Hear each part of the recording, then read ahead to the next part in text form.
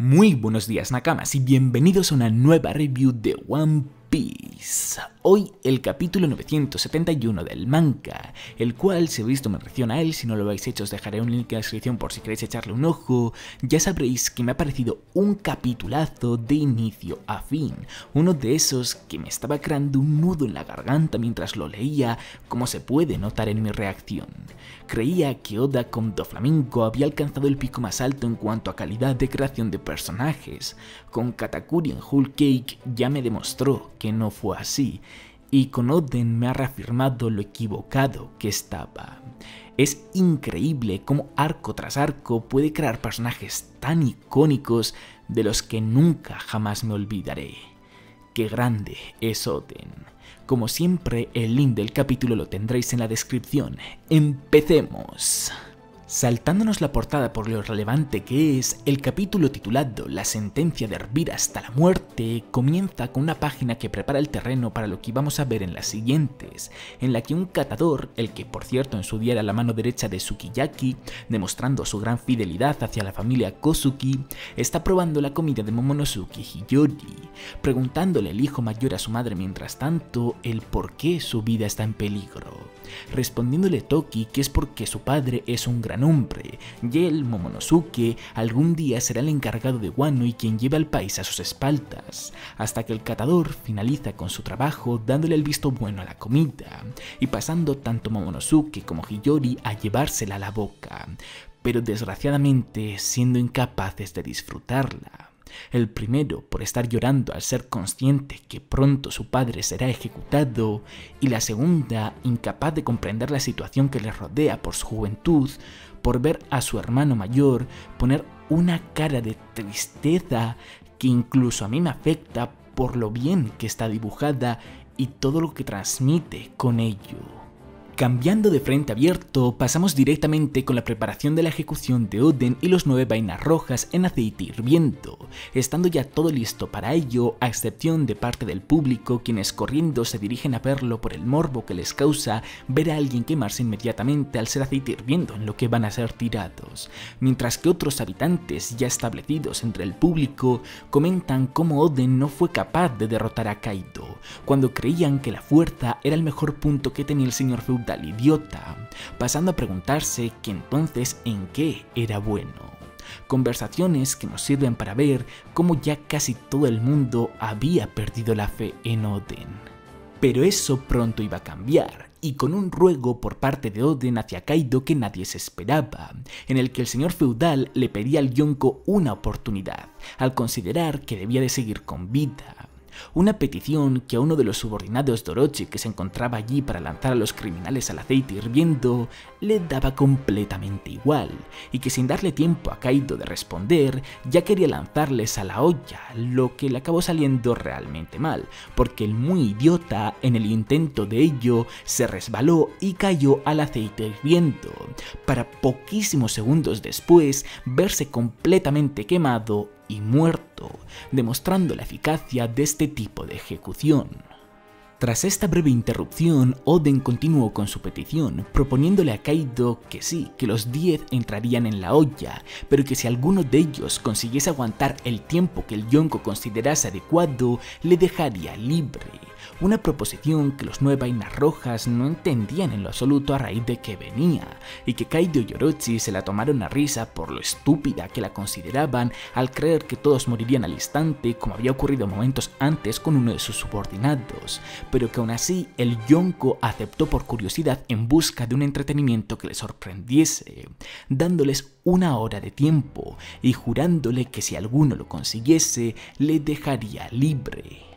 Por lo que con esto en mente y tras ver una vez más a los habitantes quejarse de Oden, esta vez por intentar alargar la que debería de ser una ejecución rápida, el señor feudal se metió en la olla llena de aceite hirviendo y sufrió como nunca antes lo había hecho, expulsando unos gritos de dolor sin igual y que llevaron a que sus vasallos deseasen meterse también en la olla lo antes posible para acompañarle en ese sufrimiento. Pero ese no era el deseo de Oden, y agarrando el tablón que servía como puente para lanzarse a la olla, ordenó a sus 9 vainas rojas que se mantuviesen encima de ella, creando así el comienzo de uno de los sacrificios más épicos de todo One Piece y una viñeta digna de recordar por siempre. Oden aguantando el dolor como podía, mientras con su monstruosa fuerza mantenía a sus vasallos a salvo encima del tablón que agarraba con sus manos, mientras que a su vez los 9 vainas rojas le pedían que parase, que ellos tendrían que ser los salvadores y no los salvados, deseando cambiar posiciones con él, ordenándoles nuevamente su señor que se callasen y se quedasen ahí arriba, naciendo así el dios Oden.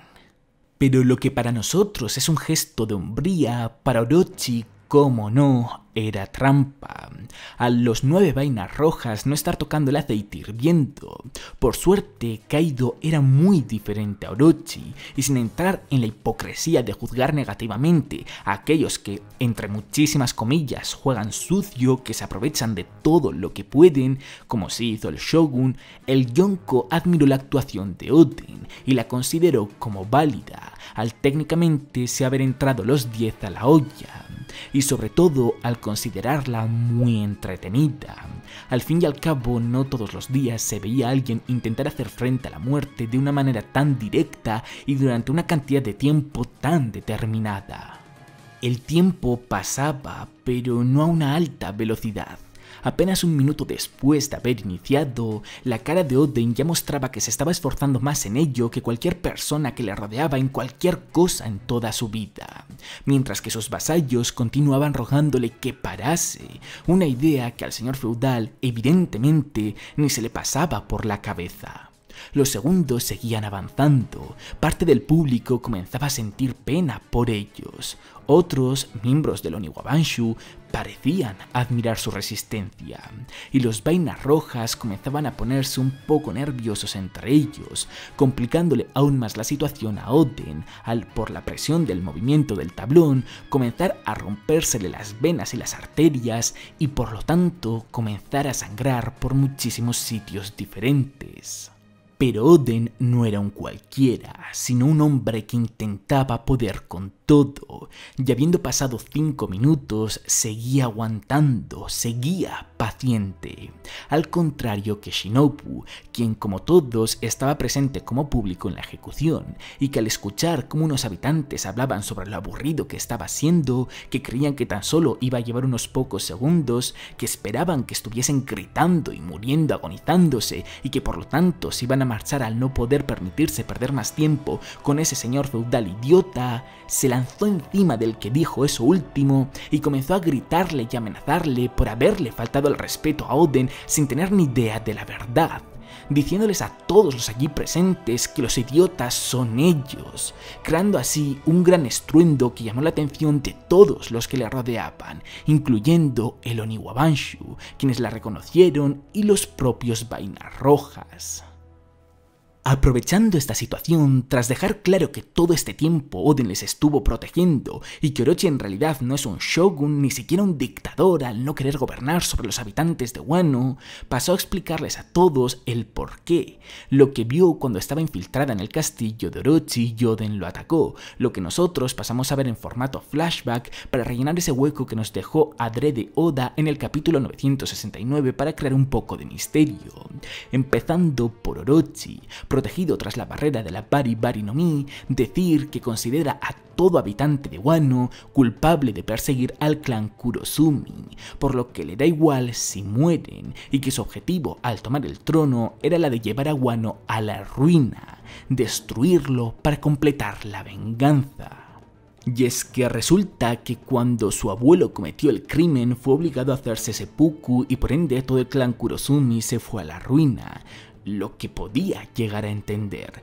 al contrario de lo que pasaron a hacer unos desconocidos que se referían a sí mismos como aliados de la justicia, perseguir al resto de su familia que no eran culpables de nada, pegarles palizas, lanzarles a los ríos e incluso matarles. lo que ni le permitía dormir cuando era niño por el miedo que le tenía a esos desconocidos, y lo que llevó a que tuviese una sed de venganza tan alta como para actuar como lo hizo cuando ya era adulto.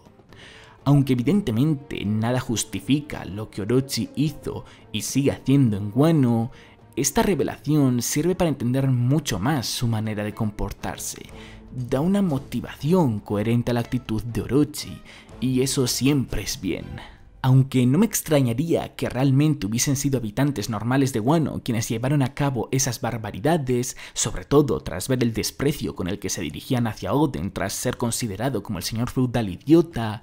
tengo que admitir que aún así esto me resulta muy sospechoso, y que me sigue encajando con que el que Orochi subiese al poder era un plan original llevado a cabo por el gobierno mundial, probablemente por el CP0, al infiltrarse en el país e intentar destruirlo por dentro. Al fin y al cabo, es la organización a la que mejor le vendría que eso ocurriese por varias razones, como el que Wano no está aliado a ellos y sea realmente poderoso, es decir, una posible amenaza a futuro, que haya una familia capaz de leer los poneglyphs y un largo etcétera. Volviendo con el capítulo y ya habiendo llegado a la recta final de este, vemos cómo lo anterior no era lo único malo que hizo Orochi, sino que además, por una habitación oculta, le mandaba a Kaido varios tributos diferentes, como armas y hasta cientos de humanos para hacer con ellos lo que quisiese, como venderlos, torturarlos e incluso matarlos.